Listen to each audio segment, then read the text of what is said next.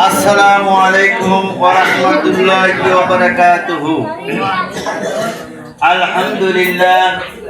আলহামদুলিল্লাহ নাহমাদুহু ওয়া নাস্তাঈনুহু ওয়া নাস্তাগফিরুহু ওয়া নু'মিনু বিহি ওয়া নাতাওয়াক্কালু আলাইহি ওয়া নাউযু বিল্লাহি মিন শুরুরি আনফুসিনা ওয়া মিন সাইয়্যাতি আমালিনা।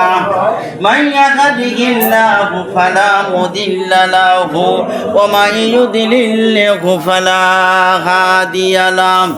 ونشهد أن لا إله إلا الله وحده لا شريك له ونشهد أن سيدنا وحبيبنا ومولانا محمدا عبده ورسوله الذي أرسله بالحق بشيرا ونذيرا وداعيا إلى الله بإذنه وسراجا منيرا।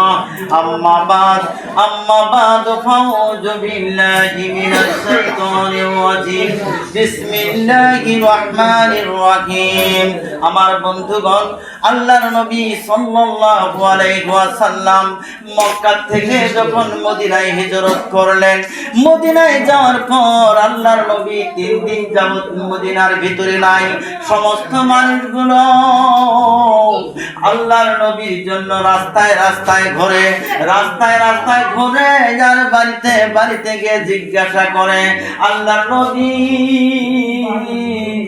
আপনারা দেখছেন নাকি গো? না আমরা তো দেখি নাই। আমাদের গরুগুলো গোয়ালের ভিতরে ঘাস খায় না, শুধু তাকাইয়া কান্দে।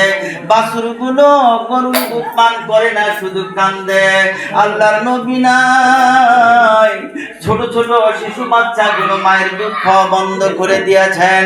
এবার আল্লাহর নবী নাই। হযরত আবু বকর সিদ্দিক রাদিয়াল্লাহু তাআলা আনহু, হযরত ওমর ফারুক রাদিয়াল্লাহু তাআলা আনহু একটা তরবারি হাতে করে নিয়েছেন। একটা তরবারি লইয়া সমস্ত মদিনাবাসীকে ডাক দিয়া বলতে লাগলেন, এই মদিনার মুনাফিকরা, রাসূল কোথায় রে? আমার রাসূলকে যদি বের করে না দেওয়া হয়, এই ওমরের তরবারির আঘাত থেকে কেউ বাঁচতে পারবে না। সমস্ত মদিনাবাসীরা ডাক দিয়া বলেন, ওমর রে, দেখি নাই রে, আমরা তো আল্লাহর নবীকে দেখি নাই। হয়তো আল্লাহর নবী কোথায় চলে গেছেন রে, আমরা তো জানি না। আমরা তো আল্লাহর নবী বলে বলে কান্দি। এমন সময় হযরত আবু বকর সিদ্দিক রাদিয়াল্লাহু তাআলা আনহু, হযরত ওমর ফারুক রাদিয়াল্লাহু তাআলা আনহু একটা তরবারি হাতে লইয়া মদিনা থেকে 45 মাইল জবালে সালাত একটা ময়দানের ভিতর দিয়ে রওনা করেছেন। জবালে সালাত একটা ময়দানের ভিতর দিয়ে যখন যাচ্ছেন, সেখানে হাজার হাজার রাখালেরা রশি ধরে দাঁড়িয়ে আছেন। হাজার হাজার রাখালেরা গরু রশি ধরে দাঁড়িয়ে আছেন, উটদুম্বা রশি ধরে দাঁড়িয়ে আছেন। হযরত আবু বকর জিজ্ঞাসা করেন, রাখালেরা রে, এই দিক দিয়ে আল্লাহর নবীকে যাইতে দেখছো নাকি রে? রাখালেরা বলে, কে গো তোমরা, কোথা থেকে এসেছো? নিশ্চয়ই আপনারা মদিনা থেকে এসেছো। ও মদিনার মানুষেরা রে, আজকে 3 দিন যাবত আমাদের গরুগুলো ঘাস খায় না, আমাদের উটদুম্বাগুলো ঘাস খায় না, বাছুরগুলো মায়ের দুধ পান করে না, শুধু ওই পাহাড়ের দিকে তাকায় আর কান্দে, ওই পাহাড়ের দিকে তাকায় আর কান্দে। এত করে পিঠালাম, বাড়ির দিকেও নিতে পারি না, ঘাসও খায় না।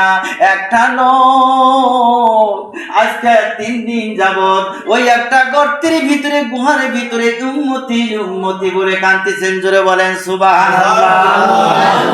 আল্লাহর নবী ছাড়া আর কেউ হতে পারে না। হযরত ওমর ফারুক রাদিয়াল্লাহু তাআলা ডাক দিলেন, ডাক দিয়ে বলেন, ভাই আবু বকর, আল্লাহর নবী ছাড়া আর কেউ হতে পারে না রে। আল্লাহর নবী ছাড়া আর কেউ হতে পারে না। যেই নবীর মায়ায় পড়ে বনের পশু পাখি কান্নাকাটি করে, যেই নবীর মায়ায় পড়ে বনের জানোয়ার খানা পিনা বন্ধ করে দিতে পারে, এমন একজন নবী সেই নবীর উম্মত হইয়া আমরা সেই নবীকে চিনলাম না, সেই নবীর উম্মত হইয়া আজকে আমরা সেই নবীর কথাগুলো শুনি না। এবার হযরত আবু বকর সিদ্দিক রাদিয়াল্লাহু তাআলা আনহু, হযরত ওমর ফারুক রাদিয়াল্লাহু তাআলা আনহু এবার কি করলেন? এবার পাহাড়ে কিছু যখন উপরে চলে গেলেন, যাইয়া তাকিয়া দেখে গো একটা গুহার ভিতরে আল্লাহর নবী সিজদায় পড়ে ইয়া উম্মতি ইয়া হাবলি উম্মতি বলে কাঁদতেছেন। এমন দৃশ্য দেখে হযরত আবু বকর সিদ্দিক রাদিয়াল্লাহু তাআলা আনহু দাঁড়িয়ে গেলেন, ডাক দিয়ে বলেন, এ আল্লাহর নবী, আমি আবু বকর আপনার এক নাম্বার সাহাবী হুজুর গো। দাঁড়িয়ে গেছে, ডাকিয়া ডাকিয়া বলতে লাগলেন, গর্তের কিনারে ডাক দিয়ে বলতে শুরু করে দিয়েছেন,